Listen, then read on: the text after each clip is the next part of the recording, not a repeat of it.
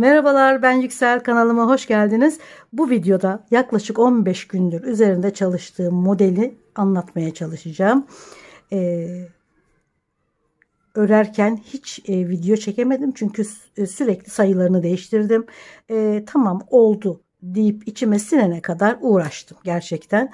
Pamuk ip kullandım. Sadece sık iğne şuralar ve zincir. Başka hiçbir şey yok. Ufak bir hem bluzunda, bu bluz kısmı yani üst kısmı, hem eteğinde ince bir oya var. Onun dışında sık iğne ve çoğu da zaten %90'ı sadece zincirlerden oluşuyor. Dökümlü, tiril tiril, tam yaz için çok cici bir model oldu gerçekten. Ölçülerini şöyle anlatayım. Şu beyaz zincir kısmı bitene kadar, şu sık iğnenin bitimine kadar her biri 6 santim. Eteğin tamamı 35 santim. Daha uzun yapmak isterseniz zincir sayılarını arttırabilirsiniz. 27 zincirle ördüm tamamını. Siz 29, 31 zincir ya da 33 zincir çekebilirsiniz. Tamamen sizin beden ölçünüzle, zevkinizle alakalı. Buradaki ölçü bluzda da, yani üst kısımda da aynı sayılarla çalıştım. Sadece şurada bir kemer, 2 santimlik bir kemer genişliği var. Bu da demek ki 33 santim, 33-33,5 santim filan bluzda. Dediğim gibi bunu istediğiniz kadar büyütebilirsiniz, genişletebilirsiniz, daha dökümlü yapabilirsiniz. Sizin zevkinize kalmış. Şu iki renk kiloyla aldığım iplerden, diğerleri böyle bir marka. Marka önemli değil zaten. Önemli olan iplerin birbirine dokuları uyması. 2,5 milim tığ diyor. Ben 3 milim kullandım. Daha gözenekli bir örgü olsun istedim. Sonuçta kıyafet örüyoruz. Sıkı bir örgü olmaması gerekiyor. %60 koton, %40 polyester. Şu ikisi %100 koton. Fakat dokuları birbirine, yani incelikleri, kalınlıkları da birbirine çok uyduğu için hepsini kullanarak ördüm.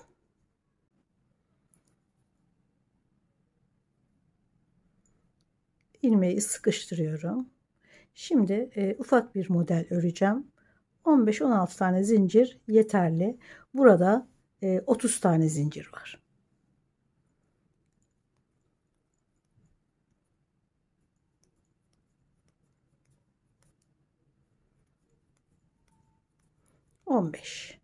Bir tane de fazla çekiyorum. Yanındaki zincire bir sık iğne, yanındakine, zincirin tamamına birer tane sık iğne örüyorum.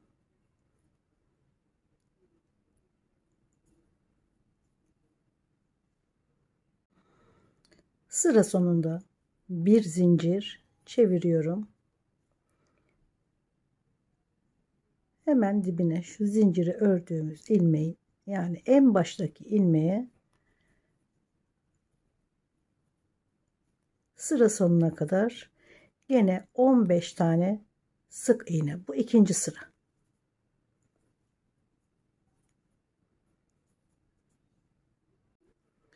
Son sık iğneyi örerken iplik değiştiriyorum.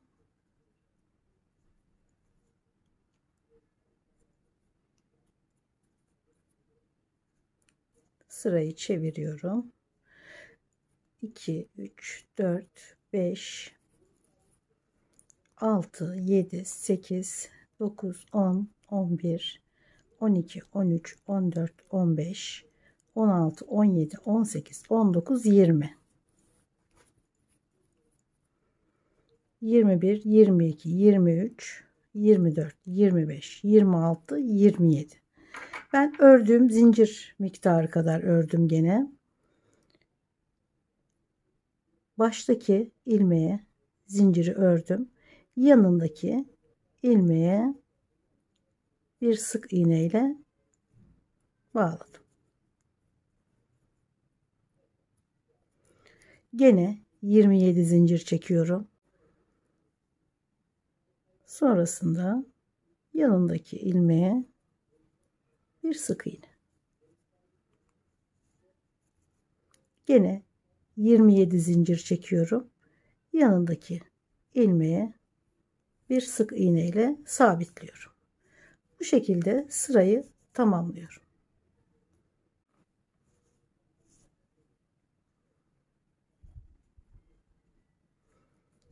Şimdi son zinciri çekeceğiz.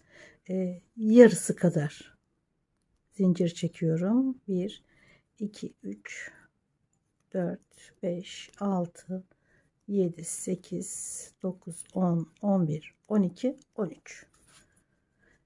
Tepede kalması gerekiyor tığın, ipin. O yüzden bu şekilde örüyoruz. 2 3 4 kere doluyorum. Yanındaki ilmeğe önce bir tane ip alıyoruz. Sonra iki tane, bir tane, iki tane,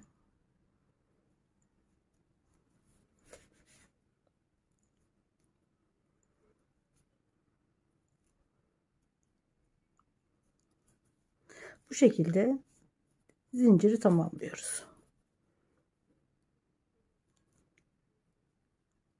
Şöyle ortaladıktan sonra bir zincir, aynı yere bir sık iğne.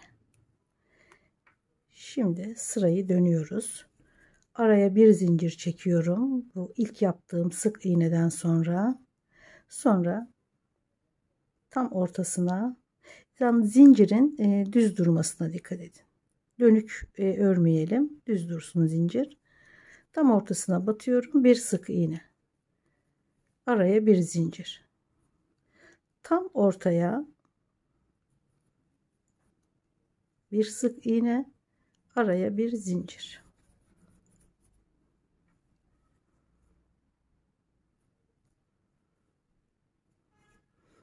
Hepsinin aynı boyda olması gerekiyor.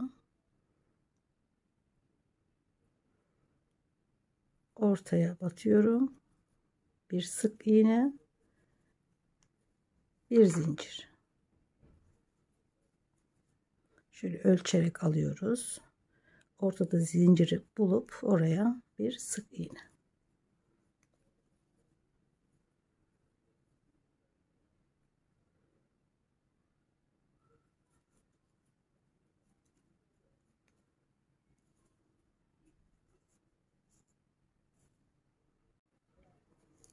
Bu şekilde sırayı tamamlıyoruz.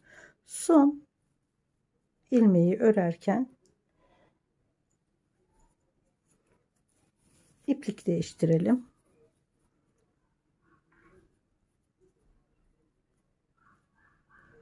Bir zincir yapıp sıkılaştırıyorum. Çeviriyorum. Aynı ilmeğin içine bir sık iğne.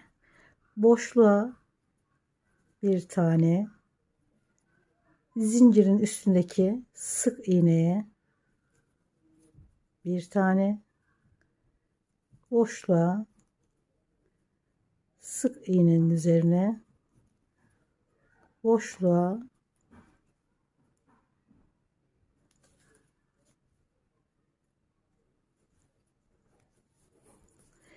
bir sık iğnenin üzerine bir tane boşluğa sırayı tamamlıyoruz.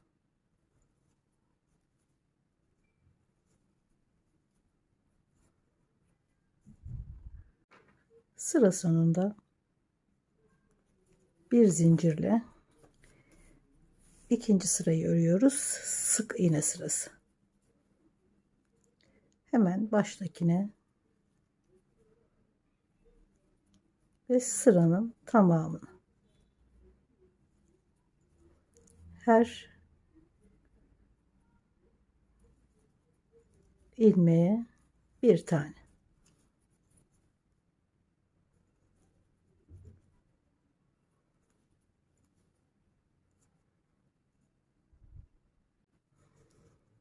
Sıra sonunda beyaz ip burada.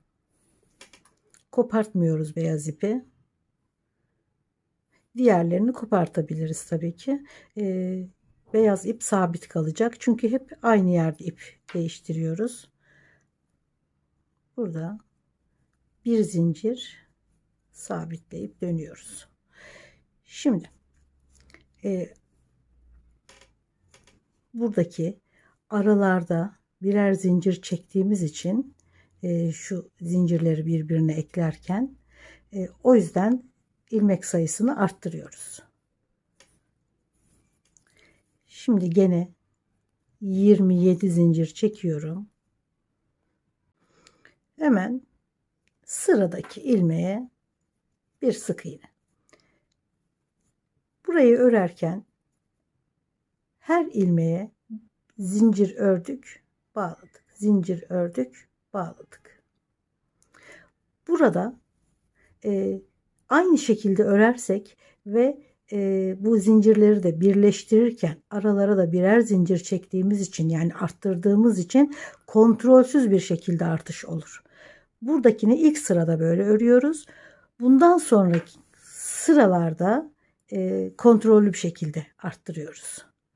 O yüzden hemen yan tarafa bir sık iğne ile geçiyorum.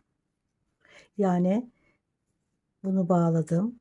Tekrar zincir çekip buraya gelmedim. Hemen bu tarafa geçtim. Eksilttim. Yani bir tane zincir eksilttim. Şimdi tekrar bunları yineleyerek aralarda birer tane örmeden diğer tarafa geçiyoruz ki daha kontrollü bir şekilde artış yapalım. Şimdi gene 27 zincir çekiyorum. Yanındaki ilmeğe bir sık iğne.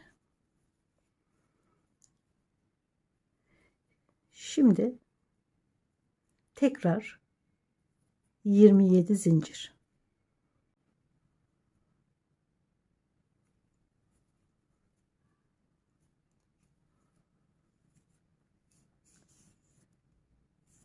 Buradaki yan yana battığımız sık iğnelerde eksiltme yaptığımız yer olarak görelim.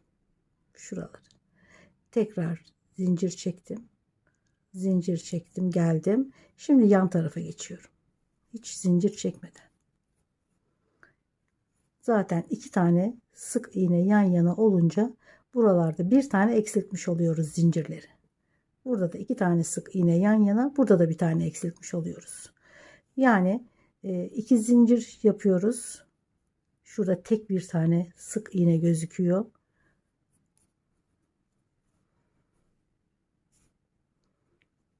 Şurada iki tane sık iğne demek, arada bir tane zinciri çekmeden bu tarafa geçtik demek. Sonra bir tane tek, şimdi iki tane. Yani her iki tane sık iğne yan yana olunca burada bir taneyi zinciri örmemiş oluyoruz. Tekrar 27 zincir çekiyorum. Yanındaki ilmeğe bir sık iğne. İki tane sık iğne yan yana, eksilttiğimiz yer, tek sık iğne, iki tane sık iğne, bu da tek. Şimdi tekrar 27 zincir çekip yan tarafa geçiyorum.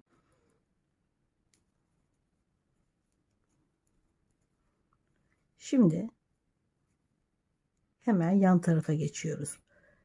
2 sık iğne, bir sık iğne, 2 sık iğne, bir tane. Şimdi iki tane, yani eksiltme yerindeyiz.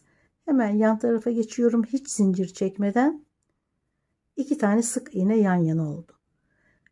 Tekrar söyleyeyim. Şu iki tane sık iğne yan yana olan yerler bir tane zincir örmediğimiz yerler. Yoksa kontrolsüz bir şekilde büyür. Bunu yapmazsak istediğimiz formu yakalayamayız. Bu eksiltmeyi mutlaka yapmamız gerekiyor. Yani ben buna eksiltme diyorum. Çünkü fazla arttırmadan gidiyoruz. Bu şekilde artışlarda kontrol sağlıyoruz. Zincir çekmeden bir yan tarafa sık iğne yapıyoruz. Yani bir tane çift sık iğne oluyor, bir tane tek, bir tane çift yan yana, bir tane tek. Bu şekilde sıranın sonuna kadar örüyoruz. Buralarda nerelerde eksiltme yaptığımız gözüküyor. 2 sık iğne yan yanaysa burada bir tane zincir örmemişiz. Sonra burada tek zincirle yan yana bir tek, bir çift, bir tek, bir çift olarak sayarsak zaten nerelerde zincirleri örmeden geçtiğimiz gözüküyor. Son zincire gene 13 tane ördüm.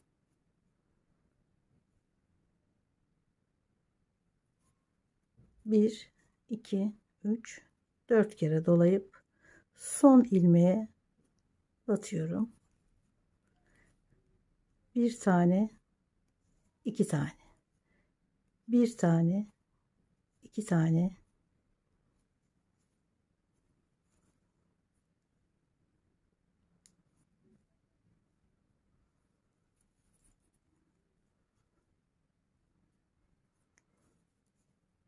çeviriyorum. Şöyle ortasından bir kere bir sık iğne örüyorum. Tam denk geliyor ortasına. Şimdi bu sırada ördüğümüzü burada da yapıyoruz. Şu araya çektiğimiz bir zincir zaten arttırma oluyor. Her zincirin ortasına batıp bir tane sık iğne, araya bir tane zincirde her sıradaki yani her bölümde yaptığımız artırmaları oluşturuyor. Bu arttırmaları da sonra zincir yaparken yanlara battığımız şurada yan yana battığımız sık iğnelerle kontrol sağlıyoruz. Buradaki gibi her ilmeğe batarsak sonradan çok fazla miktarda arttığı için model bambaşka bir şekle giriyor. Olmuyor yani. Mutlaka bu yan yana iki tane sık iğneyi bir böyle bir tek, bir iki, bir tek olarak devam edeceğiz. Bunu yinelememin sebebi unutmamanız için. Çünkü bunu her zincir sırasında yapıyoruz. Sonra buna dikkat etmezseniz fazla miktarda zincir sayısı örmüş olursunuz.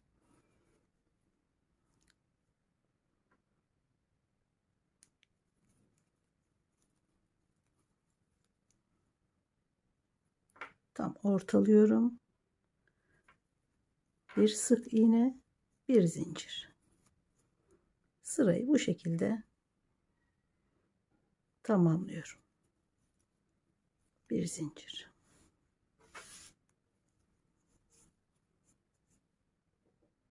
Şimdi gene renk değiştiriyorum.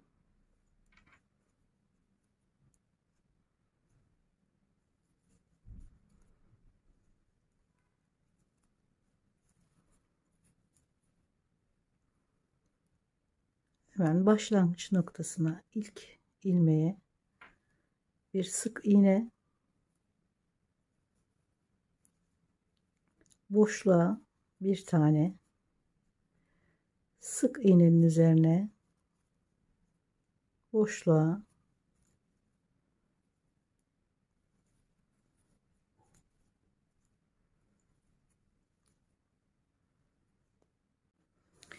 ön parça ve arka parça aynı bu şekilde 3 aşama gide gele ördük. Bu şekilde. Sonra 3 aşamadan sonra şu kahverengiyi örerken hemen ilk sırasını ördükten sonra diğer parçaya geçtim. Birleştirdim. Yuvarlak bir şekilde 2 aşama daha örüp oyasını da bitirip örgüyü tamamladım. Aynı işlemi etekte de yaptım. Burada bir aşama çalıştım. Yani bir zincir deseni çalıştım. Hemen sarı ipliğe geçtiğimde birleştirdim. Şuradaki açıklık giyip çıkartırken güzel bir rahatlık sağlıyor. Buraya bir tane düğme dikeceğim.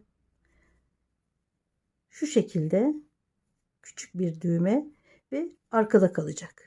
Gözükmeyecek ama giyerken, çıkarırken güzel bir rahatlık sağlayacak.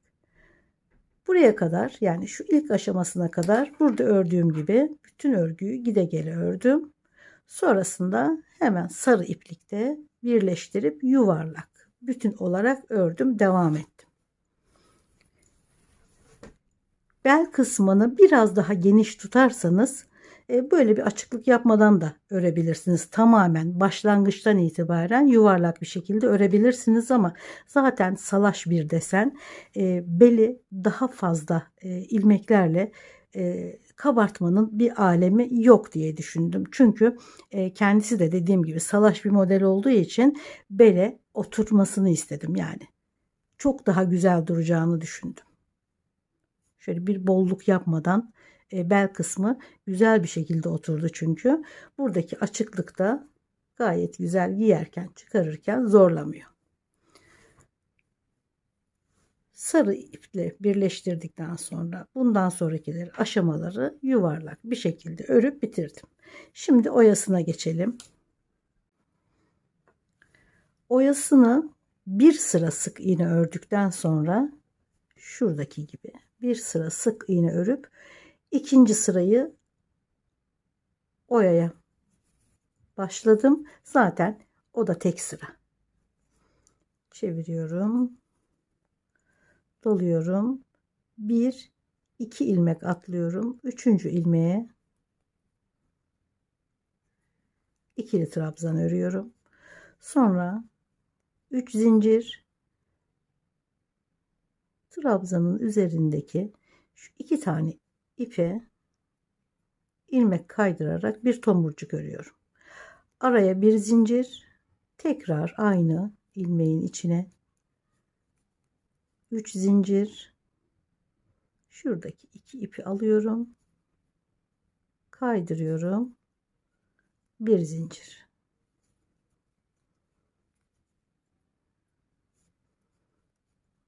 üç zincir,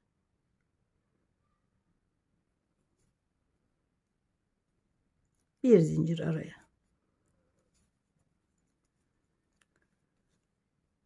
1 2 3 4 tane trabzan örüyoruz. 3 tane tomurcuk. Son ördüğümüzü örmüyoruz. 1 2 ilmek atlıyorum. Üçüncü ilmeğe sık iğne doluyorum. 1 2 üçüncü ilmeğe gene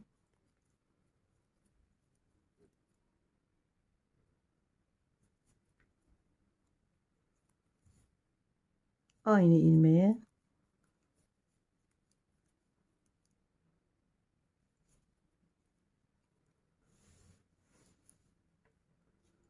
araya bir zincir,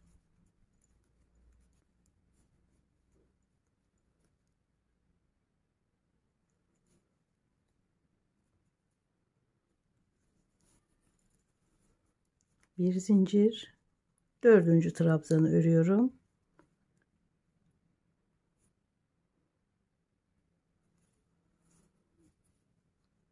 İki ilmek atlayıp üçüncüye,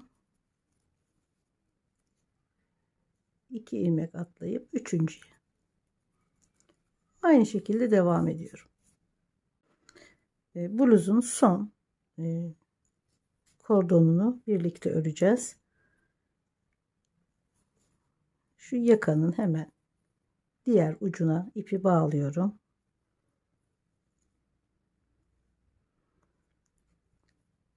Ucunu şöyle üste atıyorum. Şöyle önden arkaya doğru. Sonra ilk gördüğüm ipten örmeye başlıyorum. Şurada iki tane ip gözüküyor. Bunun ön taraftakini alıyorum her seferinde. Bakın iki tane ip var. Bir tanesini alıyorum. Bakın iki tane ipin birini alıyorum. Öndekine örüyorum.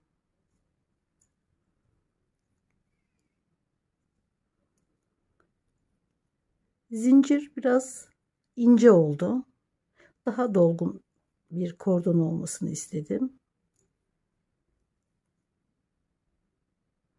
Bakın 2 tane ip var. En öndekini şöyle örüyoruz.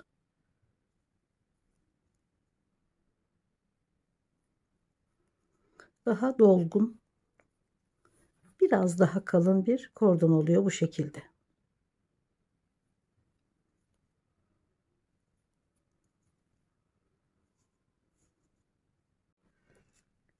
Şöyle kendi renginden boncuklar taktım. Olsa da olur, olmasa da olur. Hiç fark etmez. Daha ince bir tığ kullanacağım bunun için. Çünkü iri kum boncuk kullanıyorum.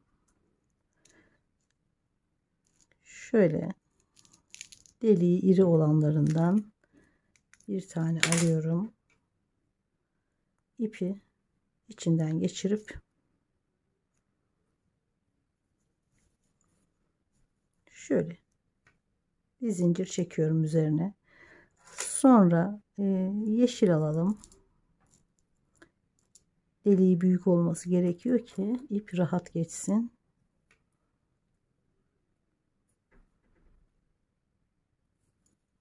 Yine bir zincir.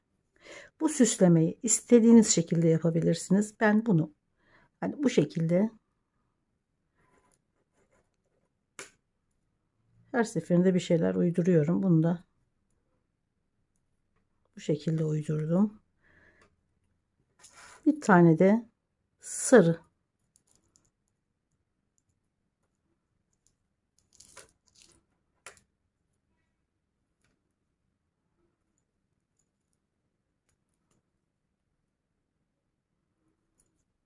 Şimdi diğer tığa geçip baştaki ilmekten sıkılaştırıyoruz.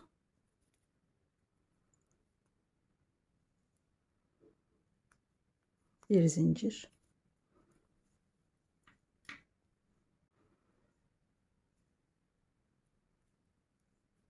İpi örgünün içinde kaybedeceğiz. Bu kadar dar delikli bir boncuk olmasaydı ipi boncukların içinden geçirecektim ama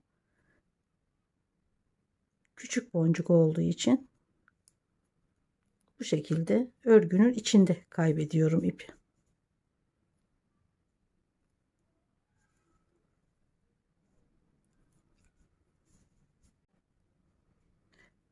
Aynısını belindeki kordonu da ördüm. Gayet güzel oldu. Evet, örgünün tamamı bu kadar. Örebileceğiniz en kolay model diye düşünüyorum. Fakat çok da güzel duruyor. Çok şık. Yine ben çok beğendim. Her zaman olduğu gibi. Umarım siz de beğenmişsinizdir. Umarım gene emeğinize değecek bir model olmuştur. Şimdiden hepinize kolay gelsin. Videolarımı beğeniyorsanız ve bundan sonrakileri de izlemek isterseniz beğenmeyi ve abone olmayı lütfen unutmayın. Görüşmek üzere. Hoşça kalın.